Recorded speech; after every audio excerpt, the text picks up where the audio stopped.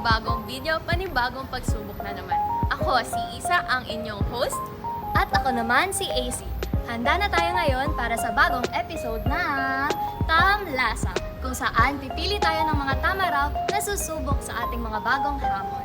Kaya ano pang hinihintay natin? Tara, samahan ninyo kami tuklasin kung ano ang hinanda nila Renny at Ellie para sa susunod nating hamon. Maraming salamat Isa at Macy. At ngayon nandito tayo sa Pingkampa dahil bakit nga ba Ellie? Siyempre, maghahanap tayo ng kailangan natin para sa ating bagong laro. At ano nga ba ang kailangan natin? Eh di pagkain. Kaya tara na!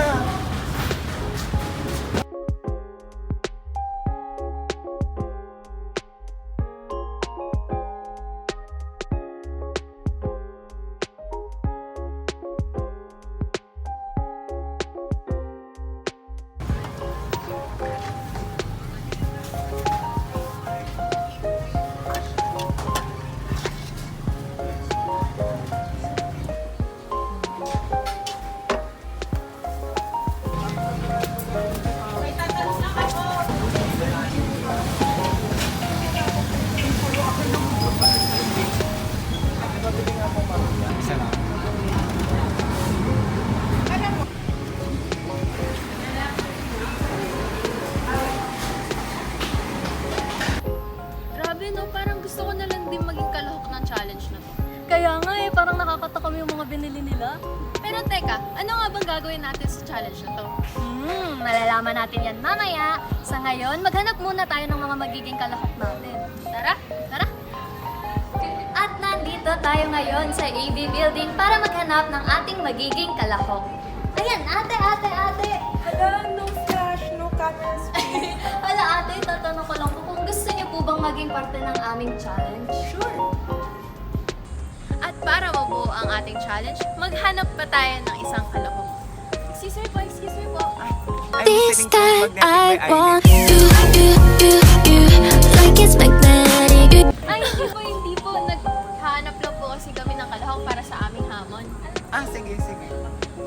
Muli, mabuhay mga Tamaraws at ngayon kasama na natin sila Lick at Seri na napili natin para sa pagsubok. Simpleng-simple lang naman ang mechanics ng ating game. Meron tayong dalawang kalahok sa pagsubok na to at ang mga kalahok ay magpipiring ng kanilang mga mata. Si kalahok A ang titikim ng pagkain at maglalarawan ng pagkain kay kalahok B. Kailangan mahulaan ni kalahok B kung anong pagkain sa loob lamang ng 45 segundo. Malinaw ba ang ating panuto? Yes. Handa na ba kayo? Yes, game na. So, lang. Okay lang. Ito pa, Sa pa, okay. Let's go! Ganun lang describe ha. Let's go guys! Parang ano siya, parang merienda food siya. Tapos saging. Open. Turon? Hindi. Sige nga, mag-describe ka Ay, pa. sorry. Saging. Basta saging siya. Tapos, Malambot. wala na cute. Ano? Hindi. Basta sige, basta saging siya. Ano pa nga? Na malambot. Texture. Ano ba? May halo yung iba, hindi lang, saging lang mismo. May ano tawag, may flour, may bread. Maruya. Oh, tama. Tama! Teka. Ano nga ba ang maruya? Ang maruya ay gawa sa saging na saba na hiniwa ng manipis, binalot ng pinaghalong harina, asukal, itlog at kung ano-ano pang pampalasa. Pagkatapos, ipiprito ito ng lubog sa mantika. Ito ay isang sikat na merienda sa buong Pilipinas, kaya naman iba-iba ang tawag dito. Sa Bicol, ito ay kilala bilang sinapot, habang sa Visayas naman, ito ay tinatawag na pinaypay. Iba-iba ang paggawa ng maruya. Maaaring durugin ng saging bago prituhin o ilatag sa hugis ng isang pamaypay o pagpatungin sa magkaibang direksyon.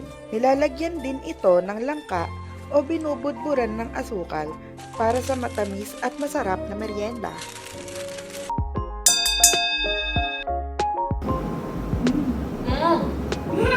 Isa pa?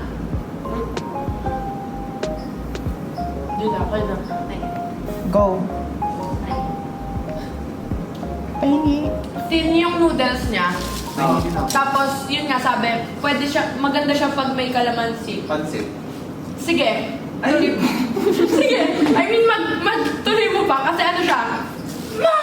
May seafood. Pwede ba to? Pansit. Hello, di ko alam. Pwede magsabi ng color. Pwede. Kahit Orange. sa kanya kulay ni Orange. Panya. Orange. Pansit palabo? Yun! Eh. Perfect! Tama! Okay. Ang sunod nating pagkain ay laging kasama sa mga handaan at selebrasyon. Ang pansit palabok ay isang putahe na gawa sa pansit bihon. At ang sarsa naman nito ay gawa sa sabaw ng baboy at hipon, giniling na baboy at atchwete. Nilalagyan rin ito ng nilagang itlog, tinapa flakes at green onion sa ibabaw. Signatura nito ang matingkad na pula o kahel na kulay nito mula sa atchwete. Mayroong ibang uri ng pansit na halos parehas lang din ang sahog ngunit may kaibahan sa preparasyon. Inihahambing ito sa pansit luglog ng Pampanga at pansit malabon ng Malabon, syempre.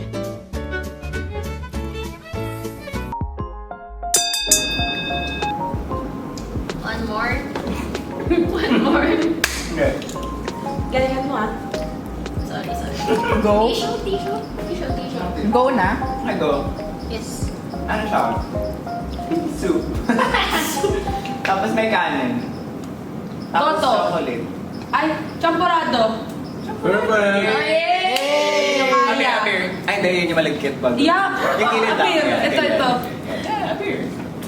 At eto na nga, ang paborito ng lahat. Pwedeng-pwede sa agahan, merienda, umulan man o umaraw, ang champorado. Tama! Ang champorado ay isang matamis at mainit na delikasiyang gawa sa malagkit na bigas at tsokolateng tableya. Madalas itong itambal sa tuyo. Isa itong bersyon ng champorado, isang inumin na tsokolateng may halong mais mula sa bansang Mexico. Alam mo ba, ito na nga ang chismis. May kwentong kumakalat noong 1950s na si Jose Rizal raw ay nasabugan ng mainit na tsokolate habang kumakain ng kanin at sardinas na nag-umpisa ng pagkakaroon ng champorado sa Pilipinas. Ang tradisyonal na kwento ng champorado ay hindi lamang tungkol sa pagkain nito, kundi pati na rin sa kultura at kasaysayan ng mga Pilipino. Ipinapakita nito ang pagiging praktikal ng mga tao sa paggamit ng mga lokal na sangkap na available sa kanilang paligid. Kaya't huwag mag-alala kung ang kulay ng iyong champorado ay brownish. Ito ay tama at tradisyonal. At dito na nga nagtatapos ang ating munting laro. Muli, kumustahin naman natin si Lee at Seri kung nag-enjoy ba sila? Okay lang. Kasi mahirap talaga siya i-describe. Mahirap i-describe yung pagkain. Kasi kahit common siya na food, parang mahirap siya i-describe kapag nakatakip yung mata mo, ganun. Tapos i-doubt mo rin yung kung tama ba yung nalasahan mo. Kasi di mo nakikita eh. Pero masaya naman siya. Same lang din. Parang challenging siya kasi kahit na na-highlight yung senses natin, lalo na sa panglasa, tas sa mga familiar foods. Kaso kasi kung hindi ikaw yung mismo yung manghuhula ng pagkain, parang mas mahirap siya na iparating nang hindi mo sinasabi kung ano mismo yung pagkain. Ayan, maraming salamat Lig at Seri at mukha naman silang nag-enjoy at sana kayo rin. Muli, ito ang Tamlasa at kung gusto nyo pa ng makabuluhang talakayan tungkol sa wika, kultura at lipunan, huwag nyo kakalimutang i-hit ang like, share, subscribe at i-hit din ang notification bell para mas maging updated kayo sa aming mga bagong video.